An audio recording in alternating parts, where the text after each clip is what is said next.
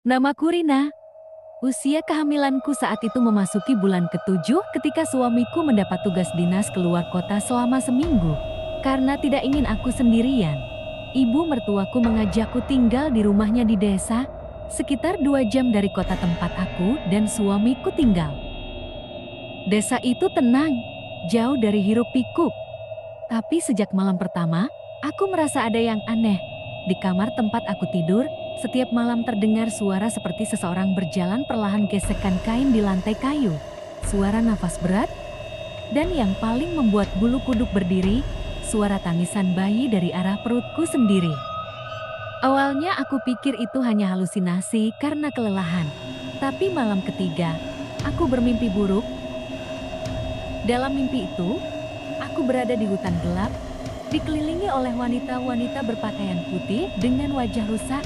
Mereka mengelilingiku, menangis sambil menunjuk ke perutku.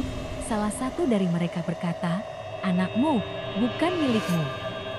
Aku terbangun dengan nafas tersengal dan tubuh basah oleh keringat. Ketika melihat ke arah perutku, aku terpaku. Ada bekas tangan hitam legam panjang dan kurus menempel di atas kulitku, seperti baru saja menyentuh perutku dari luar. Ibu mertuaku akhirnya bercerita. Dulu, rumah itu pernah ditempati seorang dukun perempuan yang meninggal tragis karena warga menuduhnya melakukan pesugihan dengan mengorbankan janin-janin dari wanita hamil.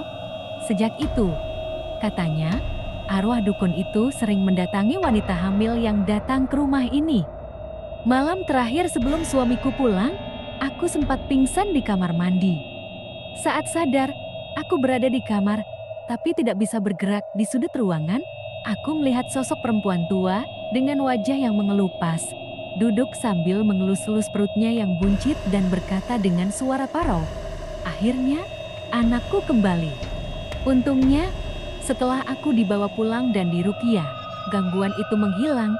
Tapi sampai sekarang, anakku yang sudah berusia 5 tahun kadang masih menangis di malam hari dan berkata bahwa ada ibu tua yang ingin meminjam rahimku.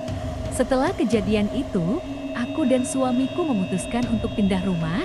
Kami mencari tempat yang lebih ramai, dekat dengan masjid dan tetangga yang lebih terbuka.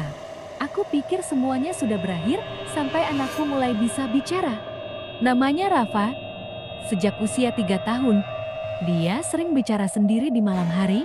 Kadang tertawa pelan, kadang menangis sambil bilang, "Jangan ambil aku, Bu." Aku pikir itu hanya imajinasi anak kecil.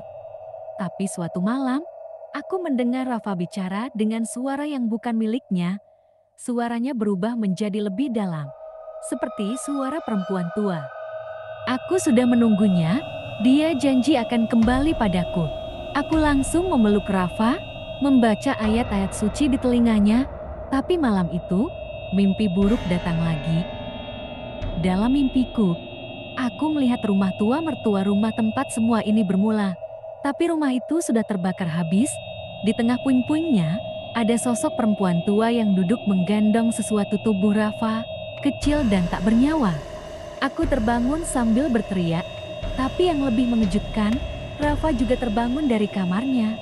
Dengan luka memar di perutnya, seperti bekas tangan yang sama yang pernah menempel di tubuhku saat aku hamil.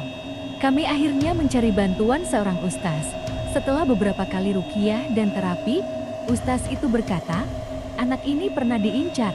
Saat masih dalam kandungan, ada makhluk yang ingin mengambilnya sebagai tumbal, tapi karena sang ibu menolak, makhluk itu belum menyerah. Dia masih mengawasi dari kejauhan. Sejak itu, kami menjaga Rafa dengan lebih ketat. Rumah selalu diputar ayat-ayat Al-Quran, dan kami tak pernah biarkan Rafa tidur sendiri. Tapi kadang, saat malam sunyi, aku masih bisa mendengar suara tangisan.